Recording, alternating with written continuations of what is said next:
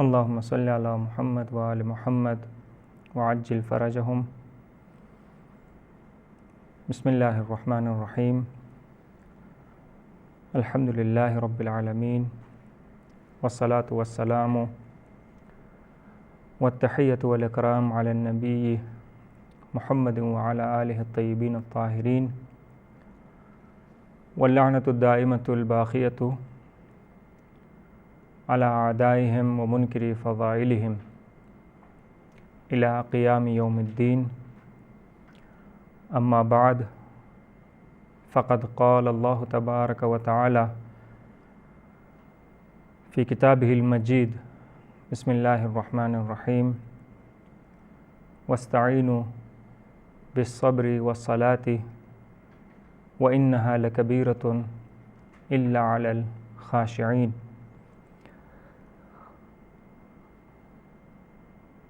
سب سے پہلے میں اپنی جانب سے اور اپنی پوری ٹیم، اپنے احباب، اپنے دوستوں کی جانب سے حضرت صدیقہ صغریٰ زینب کبریٰ سلام اللہ علیہا کی وفات حسرت آیات، ان کی شہادت کی مناسبت سے آپ تمام مومنین کی خدمت میں تسلیت پیش کرتا ہوں اور ماہ رجب کے مناسبات اور اس مہینے کے اہم واقعات پر مشتمل یہ پروگرام لے کر آپ کی خدمت میں حاضر ہیں. پروردگار عالم سے یہ دعا ہے کہ رب کریم ہمیں ہر اس عمل کی توفیق عنایت فرمائے جس میں اللہ کی رضا ہے، اور ہر اس عمل سے ہمیں بچائے جس سے رب کریم راضی نہیں ہے. حضرت زینب سلام اللہ علیہا شریکۃ الحسین عقیلہ بنی ہاشم،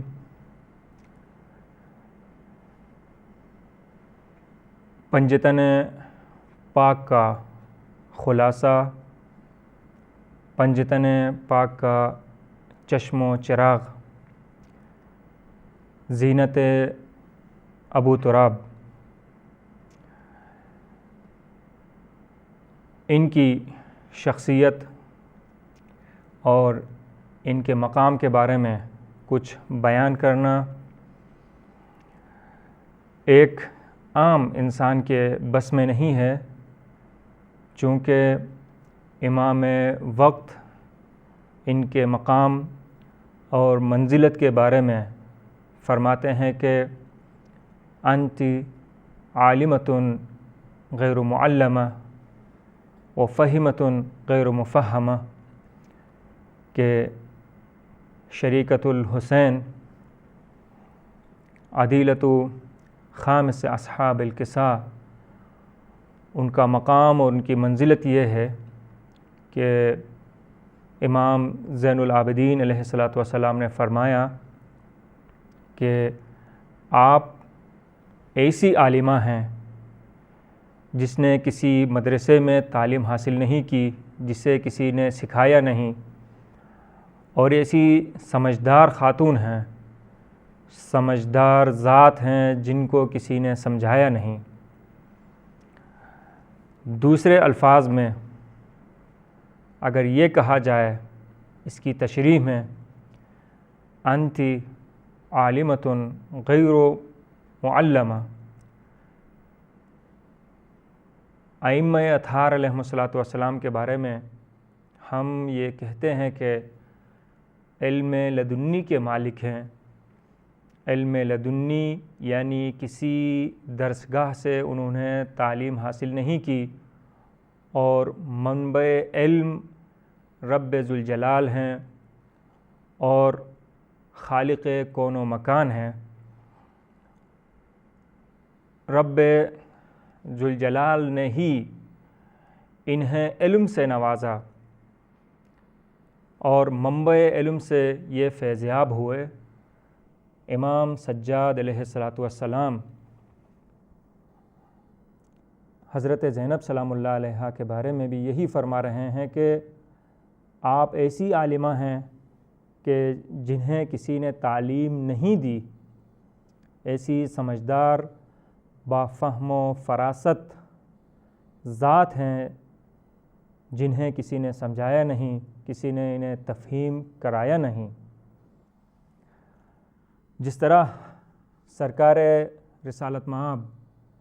ان کی والدہ معظمہ کے بارے میں فرماتے ہیں کہ مرحباً بِأُمِّ ابیہا، اور حضرت زہرا سلام اللہ علیہا صدیقہ کبریٰ کے بارے میں فرمایا کہ آپ ام ابیہا ہیں،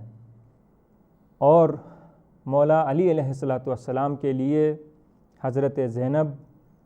زینت ہیں، باپ کے لیے باعث افتخار ہیں، باعث حسن و زینت ہیں۔ جس طریقے سے صدیقہ کبریٰ اپنے باپ کے لیے ماں ٹھہری، حضرت صدیقہ صغریٰ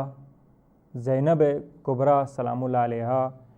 اپنے باپ کے لیے زینت بنی۔ زینب وہ نام ہے جو اللہ تبارک و تعالیٰ کے انتخاب اور حضرت جبریل کے ذریعے سے وحی کے مطابق یہ نام رکھا گیا، جیسا تاریخ میں ملتا ہے کہ سرکار رسالت مآب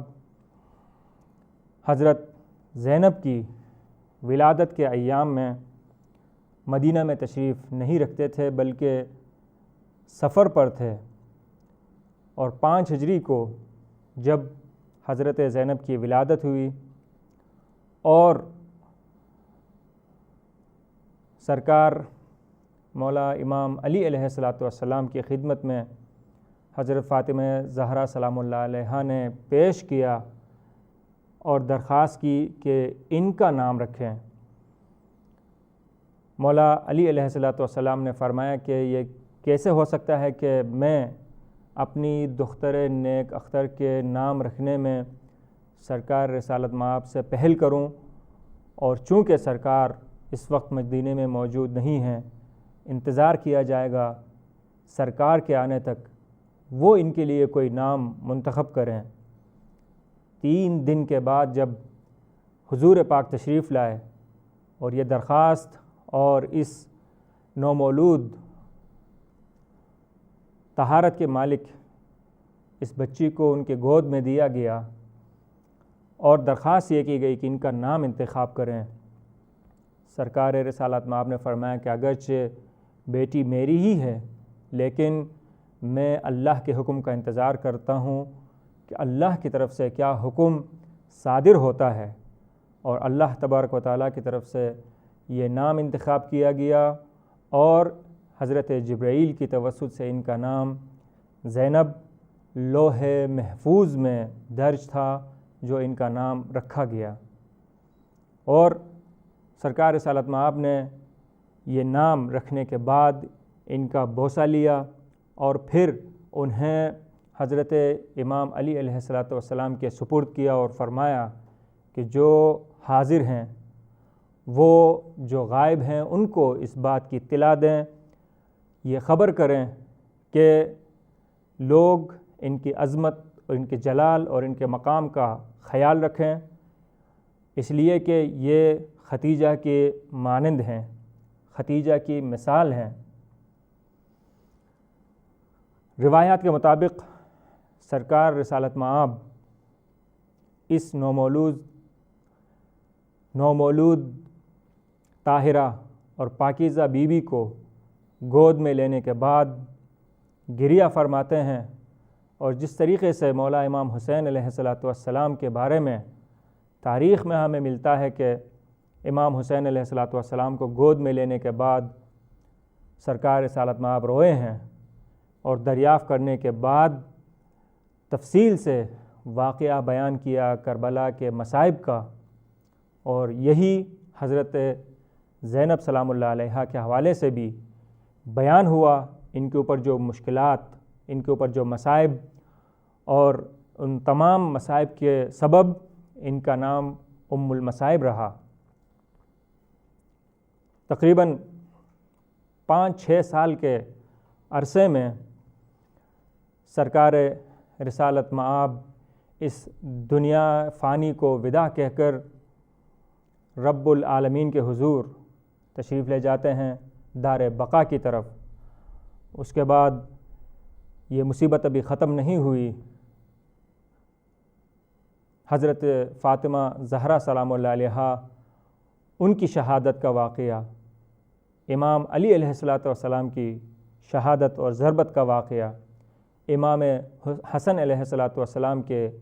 جگر کے ٹکڑے تشت میں گرتے ہوئے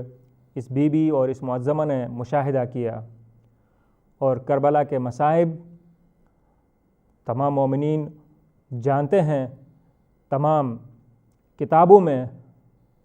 یہ واقعات درج ہیں، رہتی دنیا تک یہ مصیبت اور یہ داغ اور یہ سانحہ تازہ رہے گا، اور یہ چشمدید گواہ ہیں حضرت زینب کبریٰ سلام اللہ علیہا کربلا کے مصیبت کے ان مناظر کے۔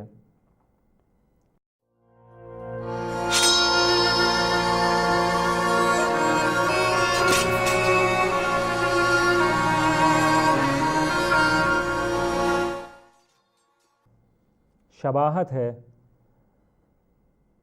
حضرت صدیقہ صغریٰ زینب کبریٰ، ان کی شباہت اپنے والدہ ماجدہ حضرت فاطمہ زہرا سے، وہ ام ابیہا ٹھہری، اور یہ زین اب یعنی باپ کی زینت بنی۔ شباہت ہے حضرت فاطمہ زہرا سلام اللہ علیہا سے، حضرت فاطمہ زہرا سلام اللہ علیہا اپنے وقت کے امام ولی امر کی حفاظت اور حمایت کے خاطر مسجد تشریف لائیں، ہر لمحے میں اپنے وقت کے امام کا ساتھ دیا، سہارا بنی، خطبہ دیا، بلیغ خطبہ، اور اس خطبے کو بھی نقل کرنے والی حضرت زینب کبریٰ سلام اللہ علیہا ہیں۔ ابن عباس فرماتے ہیں کہ عقیلہ آل ابو طالب، عقیلہ بنی ہاشم کی باعظمت خاتون زینب کبریٰ فرماتی ہیں کہ والدہ ماجدہ، والدہ مکرمہ مسجد میں جا کر ان انصار اور مہاجرین کے درمیان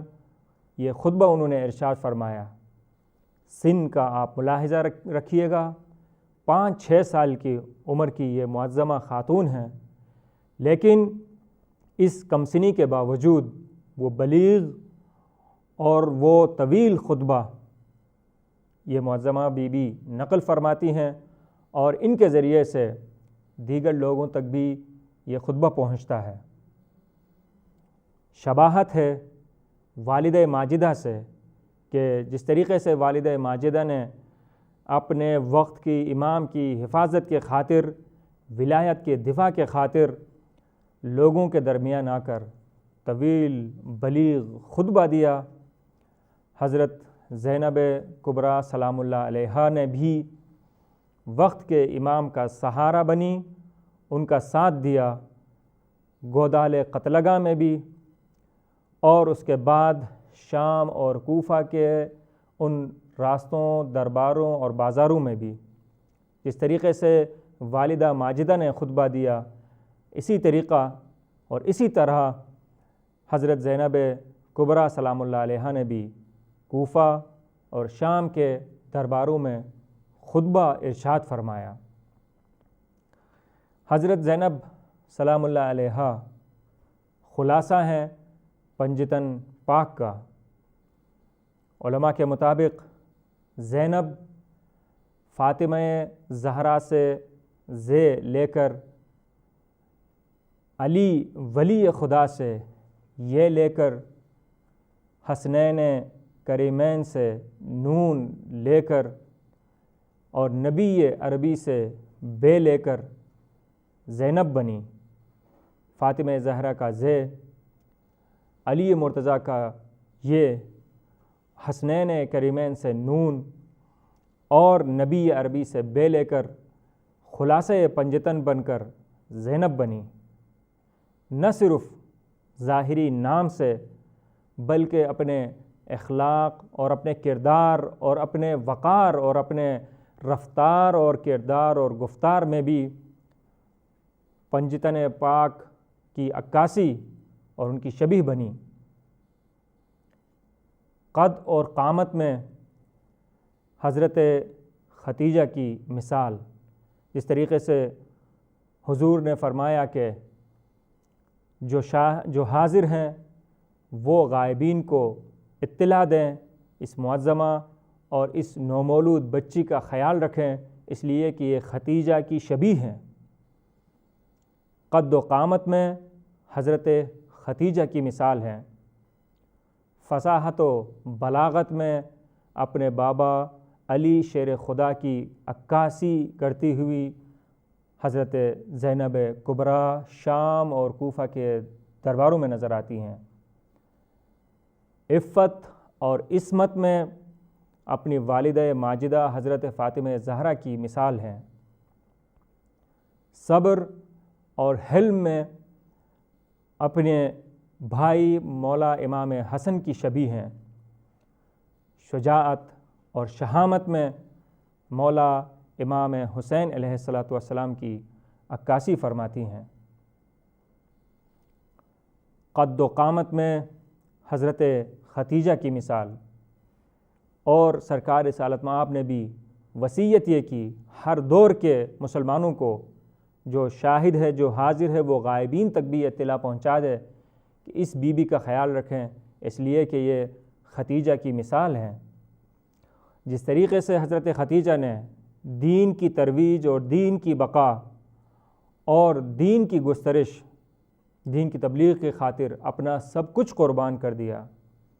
اور جب اس وقت کے مشرکوں نے، اس وقت کے مخالفوں نے سرکار رسالت مآب کو اذیت اور آزار پہنچائی، اور حضور پاک جب کوہ ابو قبیس یا غار حرا میں جا کر پناہ لیا کرتے تھے،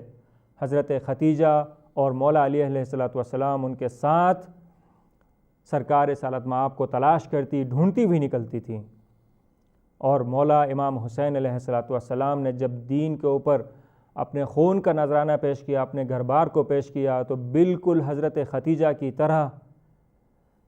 حضرت زینب سلام اللہ علیہا اپنی قربانیاں لے کر آتی ہیں اور اپنے بیٹوں کو پیش فرماتی ہیں، اور یہ ارشاد فرماتی ہیں کہ اگر عورتوں سے جہاد ساقط نہ ہوتا تو میں اپنی جان کا نذرانہ پیش کرتی، لیکن اللہ تبارک و تعالیٰ نے حضرت ابراہیم سے قربانی کو قبول کیا، اور میری تمنا ہے، میری التجا ہے کہ آپ بھی میری قربانیوں کو قبول فرمائیں گے۔ حضرت زینب سلام اللہ علیہا ام المصائب، بچپن سے لے کر آخر عمر تک مصیبتوں کا انہوں نے سامنا کیا، ایک طرف اور دوسری طرف سے ہر وقت ہجرت اور سفر کے عالم میں ان کا وقت گزرا۔ پہلے والد معظم کے ساتھ مولا علی علیہ السلام کے ساتھ مدینہ سے کوفہ ہجرت کیا، کوفہ میں اپنے والد محترم کے مولا امام علی علیہ السلام کے خلافت کے دور میں درس و دروس میں مصروف ہوتی تھیں، خواتین کو مسئلہ اور شرعی احکامات سکھایا کرتی تھیں، تعلیم دیتی تھیں۔ اور مولا امام حسن علیہ السلام کے دور میں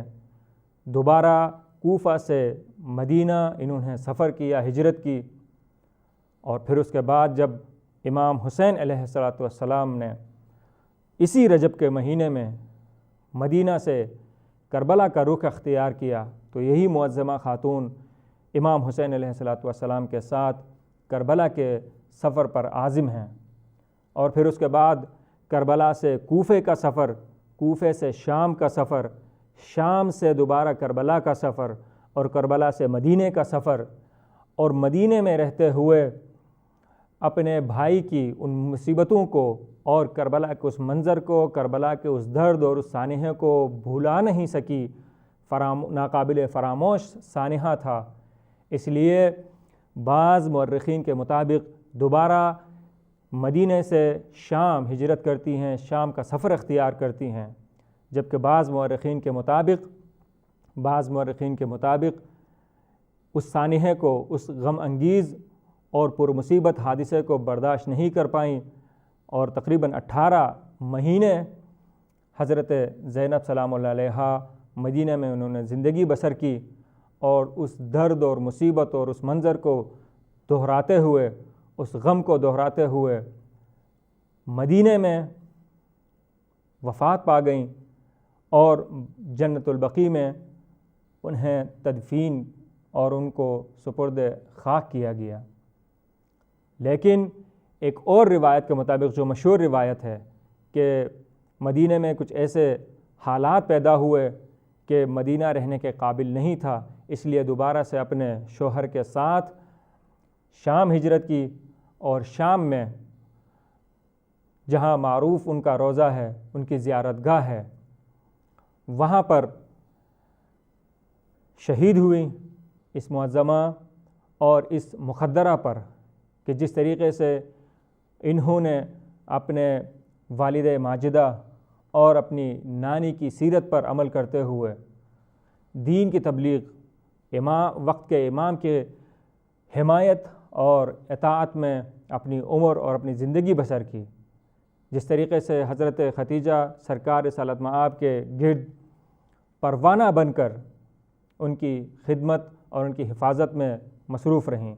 جس طریقے سے فاطمہ زہرا سلام اللہ علیہا مولا علی علیہ السلام کے گرد پروانہ بن کر ان کی حفاظت کرتی رہیں، لیکن حضرت زینب کبریٰ سلام اللہ علیہا گودال قتلگاہ میں میرا مظلوم امام شمر، اور شمر کے ہاتھ میں خنجر ہے، اور خنجر لیے مولا امام حسین کے سینے پر سوار ہے، بی بی زینب سلام اللہ علیہا تشریف لاتی ہیں، اور یہ منظر ان سے برداشت نہیں ہوتا، اور پلٹ کر شامی اور ان کفار کو متوجہ کر کے کہتی ہیں کہ کوئی تم میں مسلمان نہیں، کوئی تم میں آزاد مرد نہیں کہ نواسۂ رسول کو ذبح کیا جا رہا ہے، دیکھا جا رہا ہے، لوگ دیکھ رہے ہیں، لیکن بچانے والا کوئی نہیں ہے۔ انہی معظمہ بی بی کی خطبوں اور ان کے حکیمانہ اور ان کے لب و لہجے کا اثر ہے کہ یزید وقت وہ ظالم اپنی شکست ماننے پر مجبور ہوا، اور انہیں باعزت طور پر آزادی نصیب ہوئی، اور انہی کے کوششوں کا اور انہی کے صبر کا اثر تھا۔ وَاسْتَعِينُوا بِالصَّبْرِ وَالصَّلَاةِ، انہی کے صبر کا اثر تھا کہ آج مولا امام حسین علیہ السلام کا نام سربلند ہے۔ جو یزید وقت خلیفہ اور جابر یہ سوچ رہا تھا کہ جیت اس کی ہوئی ہے، لیکن اس معظمہ بی بی کے خطبوں کے اثر وہ شکست اور اس کے چہرے پر پڑا ہوا وہ نقاب اتر گیا، اور رہتی دنیا تک یزید کا یہ چہرہ بے نقاب ہوا، اور لوگوں کو یہ بات سمجھ میں آ گئی کہ حسین، امام حسین علیہ السلام کربلا میں اپنے خون کا نذرانہ پیش کرنے کے باوجود، نظر کرنے کے باوجود، خون پیش کرنے کے باوجود فتح حسین کی ہے، اور یزید ہار گیا ہے۔ اس دعا کے ساتھ کہ پروردگار عالم آج کے اس دور میں جب اس مظلومہ اور اس مخدرہ کا روزہ ملکی حالات کے سبب، اس علاقے کے حالات کے سبب خطرے میں ہے، اس دعا کے ساتھ کہ پروردگار عالم اہل بیت اطہار علیہ السلام کے دشمنوں کو نیست و نابود کر دے اور مراقد مشرفہ کی حفاظت فرمائے، اور اس حفاظت کے دوران جو مومنین، جو نوجوان اپنے خون کا نذرانہ پیش کر چکے ہیں، پروردگار عالم انہیں شہدائے کربلا کے ساتھ محشور فرمائے۔ ہم سب کو اس دنیا میں محبت اہل بیت اطہار علیہ السلام اور آخرت میں ان کی شفاعت نصیب فرمائے۔ وآخر دعوانا ان الحمد للہ رب العالمین، والسلام علیکم ورحمۃ اللہ وبرکاتہ۔